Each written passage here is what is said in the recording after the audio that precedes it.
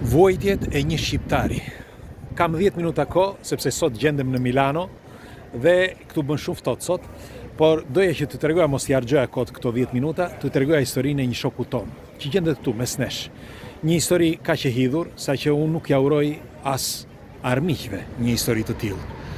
Dhe është një plagë e vjetër që prek të gjithë shqiptarët dhe unë jam i bindur që do të gjeni vetveten këtu në këtë video që do t'ju them tani. Shoku ynë gjendet në Amerikë sot, por do t'ju them se çfarë ndodhi.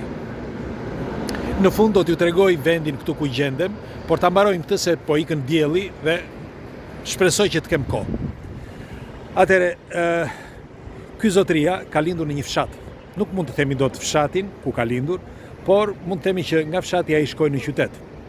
Në atë kohë, pra në kohën përpara se të ikte në Amerikë. Dhe rastësisht takoi disa shokët e tij që kishin kërkuar që t'iknin në Amerikë. Dhe të gjithë këta, kush me makina të mira, kush me njerëz jashtë, ky ishte vëlla i madh dhe ka 2 vëllezër dhe një motër. Pra ka nënën, sepse babai ka vdekur që para disa viteve, dhe 2 vëllezër dhe një motër më të vogël. Bëri kërkesën me llotari dhe si përfundim mori të drejtën të ikte me llotari në Amerikë.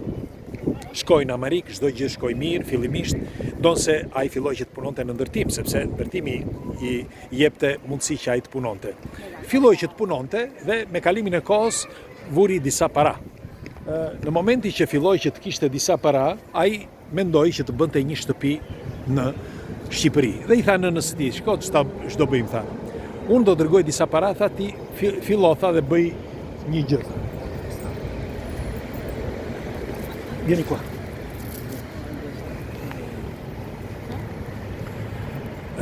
Kam këtë kingun këtu me vete sot, ma kanë lënë sepse pjesa tjetër e familjes ka shkuar për të bërë të psonisin dhe po thoshja, erdhi një qen i madh dhe ai ka frikë. Dhe po thoshja, të më falni, dhe po thoshja mendoj mirë, sepse tha që teksa unë do kthehem në Shqipëri, tha, kur të kthehem ndonjëherë, sepse jeta ime tashmë thash në Amerikë, unë tha padyshim do kem shtëpi ku do të mund të jetoj dhe njëkohësisht edhe vëllezërit dhe nëna ime. Dhe kështu ndodhi. Ai i dërgoi parat dhe dal nga dal ata filluan që të ndërtonin me parat e tija. Pas 3 viteve, 4 viteve që çdo gjë shkonte mirë, ai u martua. U martua, mori një vajzë nga Shqipëria, u martua me të, mirë po, me qenë se u njohën me anë shoqërie, ai kishte themi pak frikë nga kjo, nga gruaja e tij. Filluan, gruaja mbeti shtatzan, filluan që të bënin fëmijë. Bëri fëmijën e parë, pastaj fëmijën e dytë. Dhe teksa filloi që të bënte fëmijët, ai ndryshoi punë, nuk punonte më në ndërtim, por filloi që të hapi një pizzeri. Jo, fillimisht punoi në pizzerinë e një shqiptari.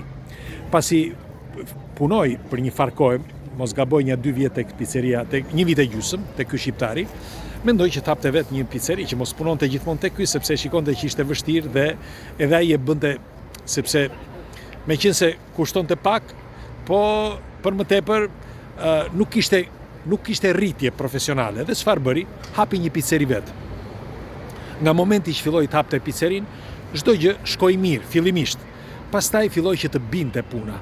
Me kalimin e kohës binte. Nuk e shpjegon dhe ai, se ai thotë që unë nuk isha një pizzaiol ose t'isha guzhinjer. Unë vetëm hapa pizzerin duke menduar dhe duke folur gjëja italisht dhe italian, në gjuhën italiane.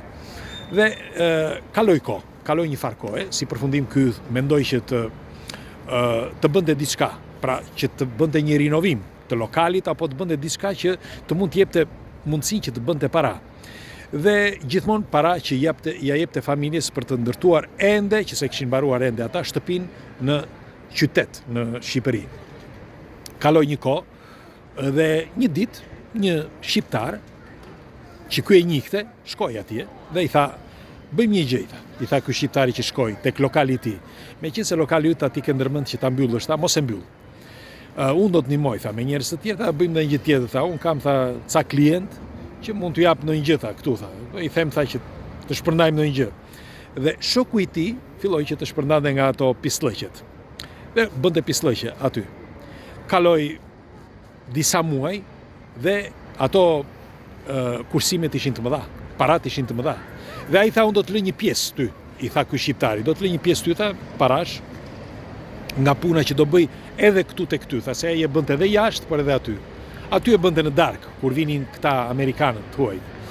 Dhe bëri disa para, bëri mirë para në atë kohë, por mendoj pastaj, sepse se paraja bën paran dhe pastaj për më tepër ky duke parë gjithë këto para, mendoj që të insistonte që të bënte punë të tilla. Dhe çfarë bëri? Filloi që të merrte vetë të ardhura. Këto pislëqet. Filloi që të merrte vetë, nga ai moment filloi që të bëhesh i fortë pra në shitjen e këtyre gjërave. Dhe e filloi që ta eliminonte dal nga dal atë shqiptarin, pra atë që e kishte mësuar, le të themi. Mirë po si që kanë shqiptarët pastaj, u bë xheloza i tjetri dhe çfarë bëri? E kapën një ditë atë. Me fjalë edhe pse u bë xheloz, ata nuk flisin më mes njëri tjetrit, flisin shumë rrallë, jo, nuk flisin më, por flisin rrallë, siç e thot ky, por e kapën atë tjetrin. Në momentin që e kapën, e detyruan që të tregonte çdo gjë siç e kanë amerikanët. Dhe ai ja futi kot më kot për këtë, që ky ishte ai bosi që i jepte drogën, ky ishte ai që i bënte çdo gjë dhe që ky, pra ky që e kapën, ishte vetëm një punonjës. Në fundit ishte vetë ky që ishte ai kapo që i kishte mësuar atë shokun ton se çfarë duhet të bënte. Pra të jepte që të shiste ato pislëqet.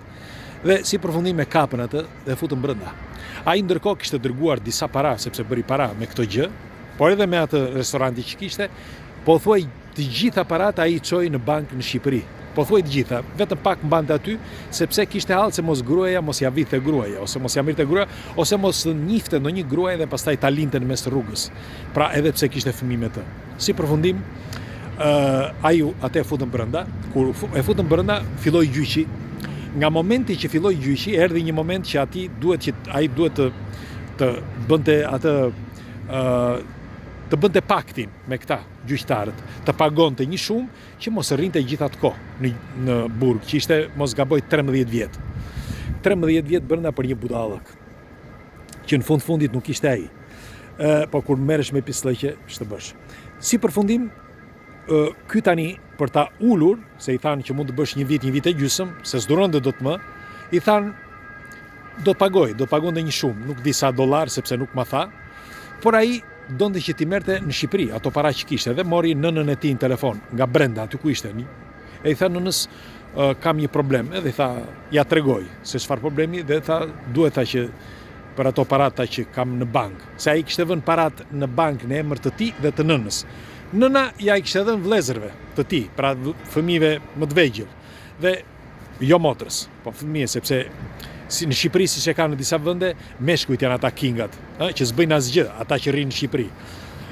Janë të rrallë ata që punojnë, vetëm kërkojnë nga ata që janë jashtë, kërkojnë para. Dhe si përfundim, nuk ishte asnjë kokërleku në bankë. Dhe ai tha si do t'ja bëj unë?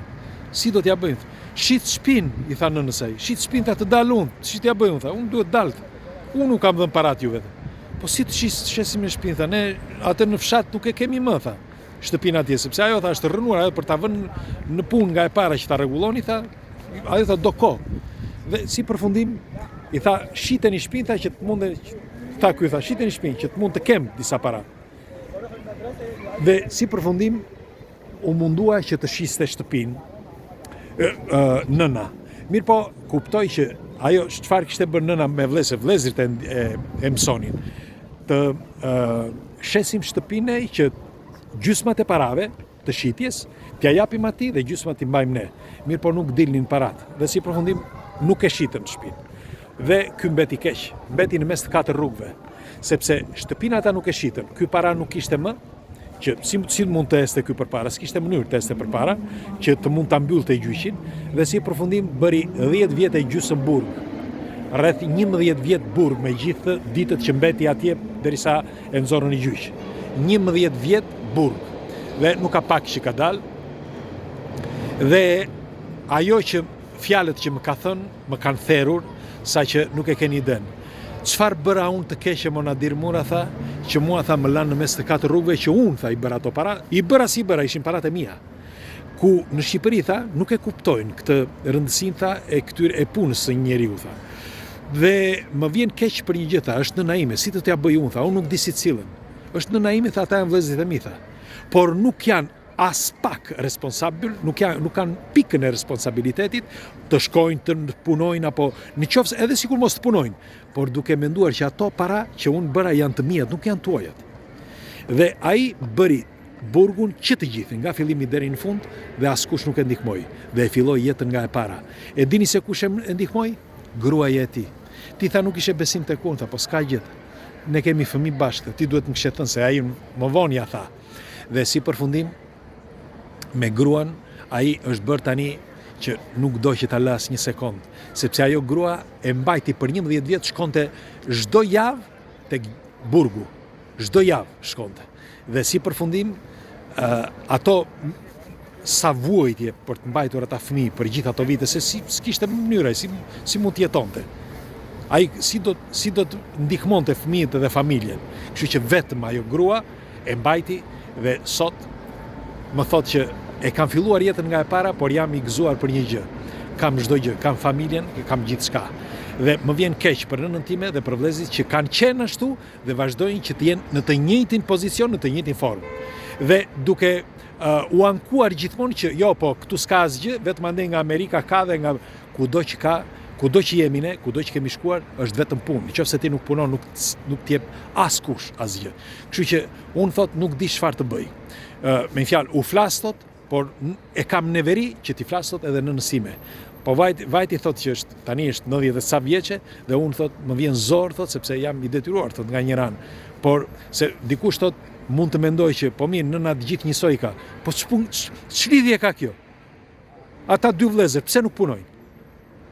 S'ka punë. Gjeje punë, si e gjeta unë. Këtë thot ai. Gjejeni punë si e gjeta unë. Ikni diku, jo po mua nuk meci. Nuk meci, po pse mua do ty nuk të ecën dhe mua më ec kërka? Kjo është jeta. Sigur mos t'isha unë, çfarë do bënit? Do lëviznit? Apo jo? Se këtë thot ai. Pra, ai mbeti që ka mbetur tani në një pozicion që thot nuk di ç'të bëj, thot. Që mos të flas fare dhe nuk dua të kem asnjë lidhje me ta. Mirë po, nëna është nën, sido që t'jetë, e keq apo e mirë, njëkohësisht edhe vëllezi, kështu që doja t'ju pyesja juve, ju çfarë mendimi keni? Ju si do të silleshit në një situatë të tillë? Pres komentet tuaja. Ju përqafoj. Tani do t'i tregoj Milanon këtu, ku është. Këtu është pak më ngrohtë se sa poshtë, po poshtë se pak ftokt. Do t'ja u tregoj. Unë gjedem përpara Paribas, është një bank këtu, dhe do t'ja u tregoj këtë tani. Një sekond. Këtu është qendra, është Hotel Princo Savoia, edhe këtu është ky grattacieli i Milanos, që padyshim e njihni.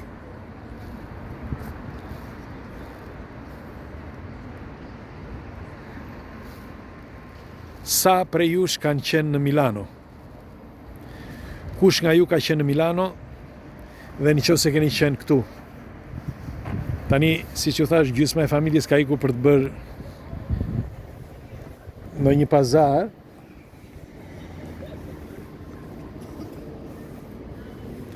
Dhe unë ndërkohë jam me qenushin tim, se nuk mund të futet qenushi në disa vende. E mbaj kështu sepse ndonjëherë fillon dhe qan kur shikon qenë të tjerë, dhe më çmend ky. Megjithatë, t'ja u tregoj dhe këtej.